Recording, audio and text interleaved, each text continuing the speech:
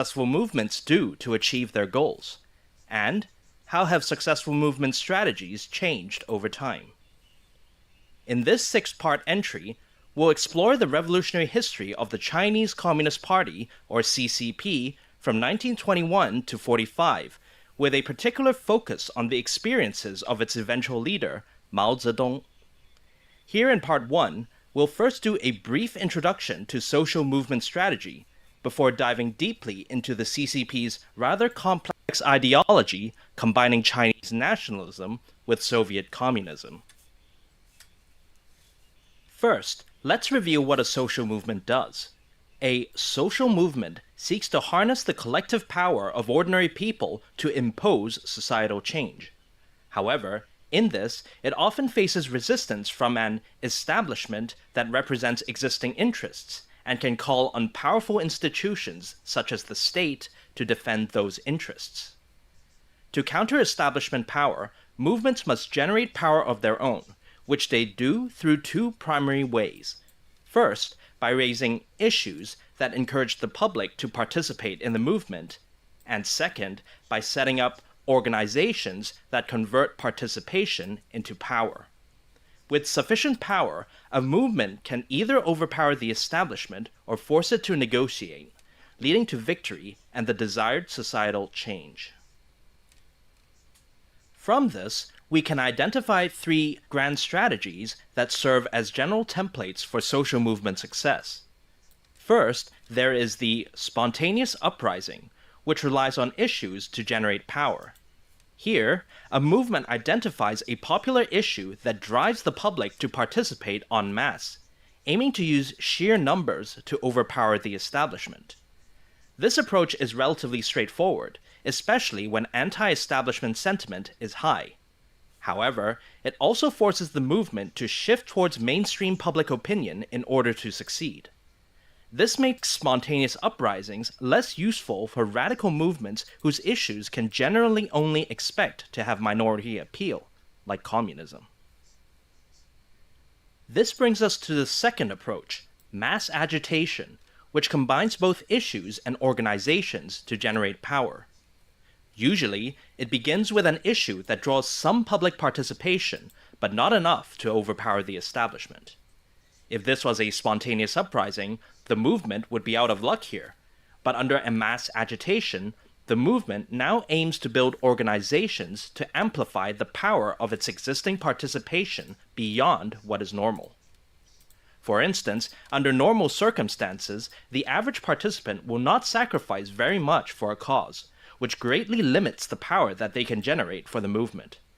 But if the movement establishes propaganda organizations, it can manipulate these circumstances to either bring in more participants than normal or encourage the average participant to sacrifice more than normal.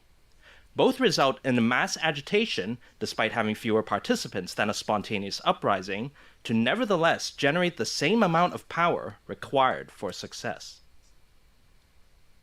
Mass agitation is an appealing approach for communist movements because it offers a pathway to victory without having to compromise their ideological principles for the sake of public support. The power of this approach was demonstrated by Lenin and his Communist Party during the 1917 Russian revolutions. Initially, their radical issue was not popular even amongst their core demographic of urban workers, but rather than pivot towards the mainstream, Lenin instead formed a vanguard party organization to manipulate the political environment, first through propaganda, then more effectively through stoking societal chaos to heighten anti-establishment sentiment. Within months, not only were workers and soldiers flocking to the communists, they were also much more willing to make huge sacrifices for the sake of communist victory. This eventually let Lenin coup the Russian establishment and establish the world's first communist state, cementing mass agitation as the default approach for communist movements around the world. Third and finally, there is the grand strategy known as ideological mobilization, which relies on organizations rather than issues to generate power. This means that, rather than depending on participants to voluntarily sacrifice for them, ideological mobilizations instead construct an organizational framework to involuntarily compel people to work for them, regardless of what said people believe. An example would be hired work for an NGO, where the employee, unlike a pure volunteer, is not free to vary their output based on their passion or even approval of the cause. Instead, an organizational framework in the form of an employee contract compels them to produce a set amount of work, with wage incentives and penalty disincentives as enforcement mechanisms.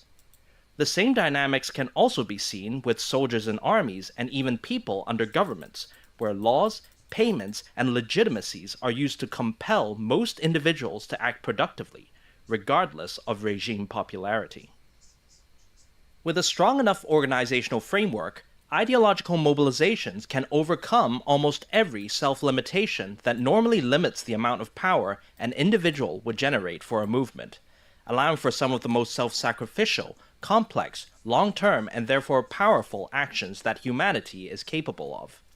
At the extreme, such movements essentially become mini-armies or mini-states, rivaling the establishment state in their ability to utilize, mobilize, and develop resources for political competition. Of course, such organizational frameworks require enormous resources to establish and sustain, which is the main limitation that prevents most ideological mobilizations from reaching full potential. This is where the ideological part can come into play.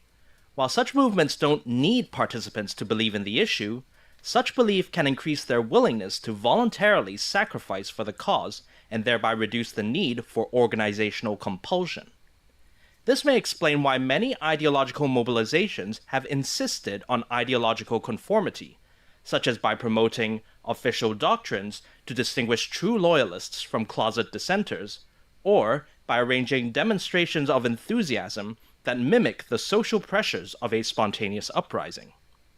Unlike the latter, however, loyalty in an ideological mobilization is rarely to the issue, but instead to the organization, with participants constantly shifting their beliefs as they seek to align themselves with movement policy.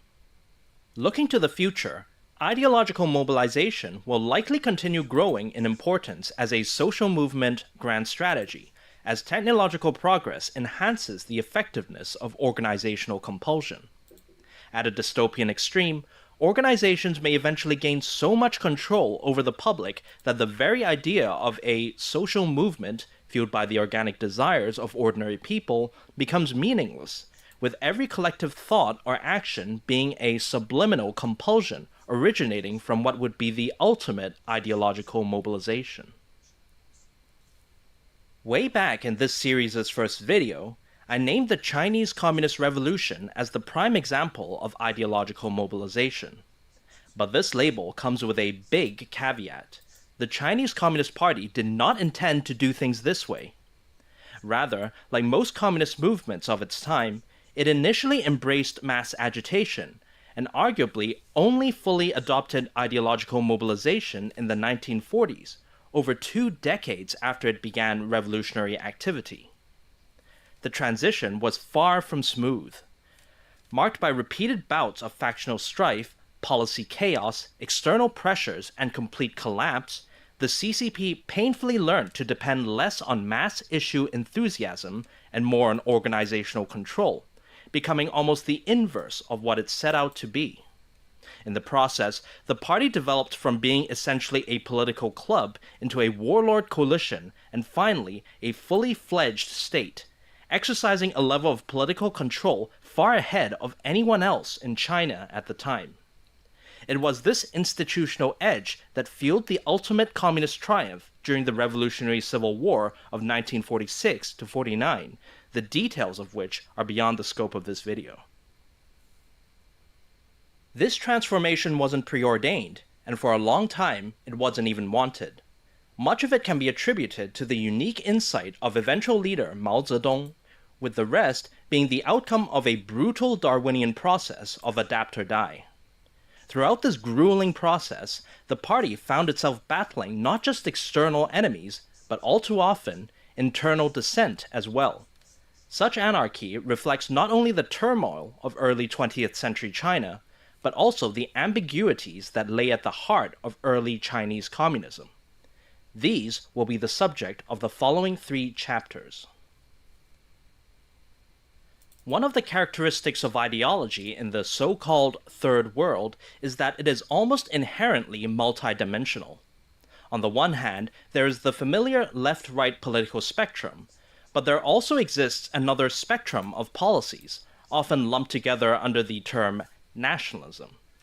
This rather crude label encompasses a whole slew of ideas aimed at answering a question that is unique to underdeveloped societies. How should they restructure, politically, culturally, or otherwise, to quote-unquote catch up to the developed world?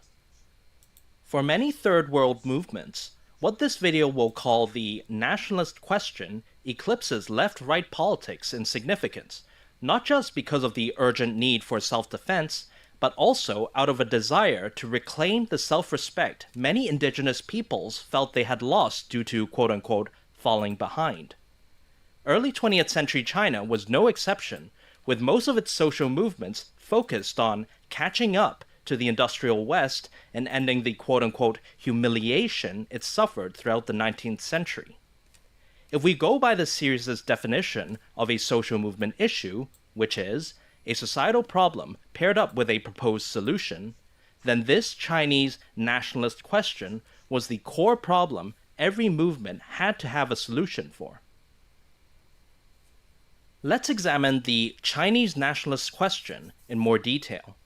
Starting in the late 19th century, the imperial Chinese state began to spiral into administrative decay, as local elites finally reaccumulated enough power to block the central government from fully accessing local resources.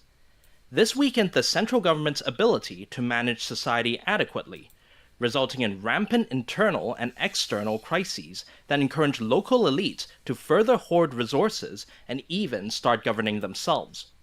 By the early 20th century, most of southern and eastern China had become de facto independent, with elites at every level acting autonomously without regard for any higher authority. By itself, this was a standard tale of feudal collapse, common in both Chinese and global history. But this cycle would be overshadowed by the unprecedented intrusion of Western imperialism, whose industrial scale and reach reversed China's historical tendency to assimilate its conquerors. Instead, China was now forced to conform to Western patterns, greatly disrupting all aspects of traditional life and sparking fears of permanent marginalization. Leaders and intellectuals, of course, worried about defeat and colonization, but peasants also resented the economic changes brought by Western technology and globalization.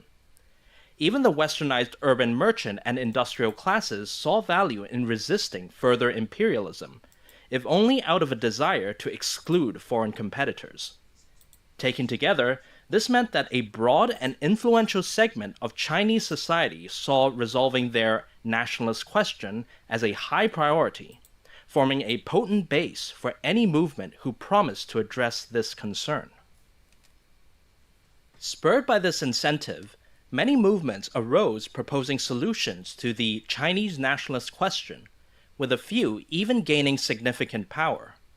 But all of them would eventually fall afoul of two key obstacles. The first was objective reality. As the previous historical narrative showed, China's weakness was less the result of bad policy as it was an unprecedented challenge of world historical proportions, which the country's feudal system was ill-equipped to solve.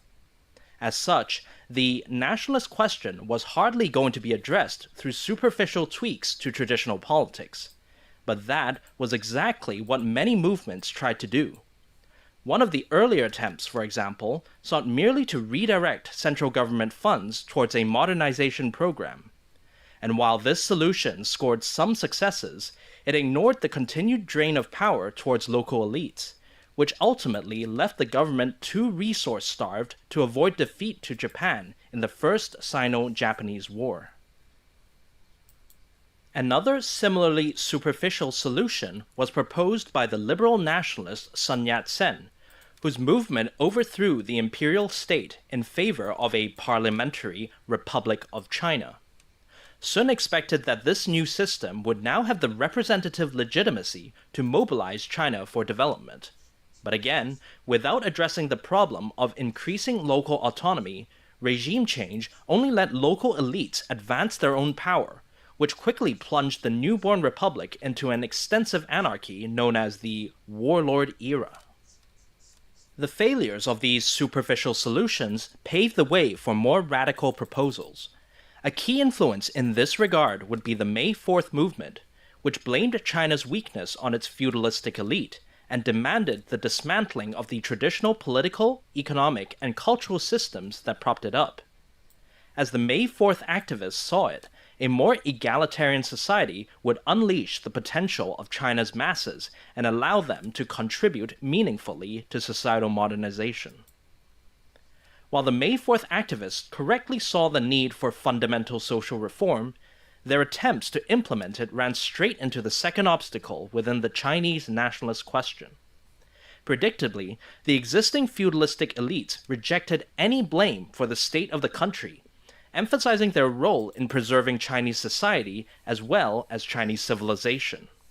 Still, with rural landlords, the most common subclass of elite, accounting for 5% of China's population at best, it shouldn't have been too difficult to form a mass movement capable of overpowering them.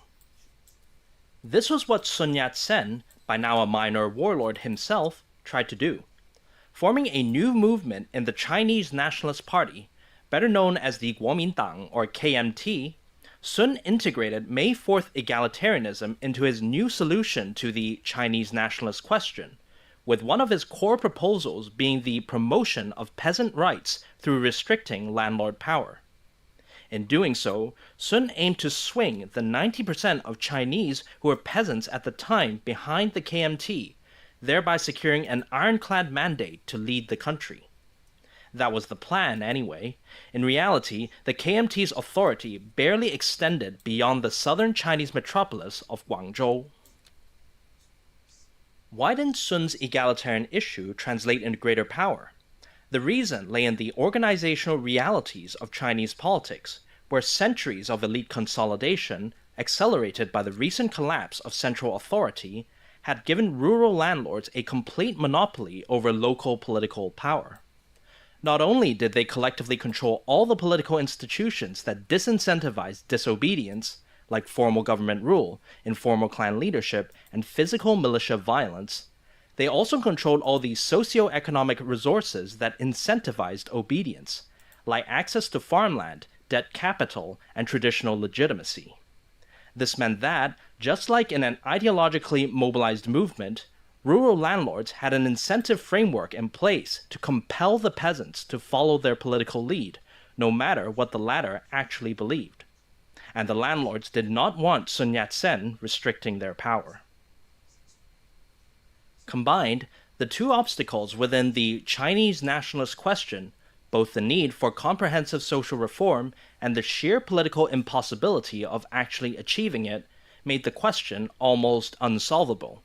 Politically viable solutions were objectively ineffective, while objectively effective solutions were politically unviable.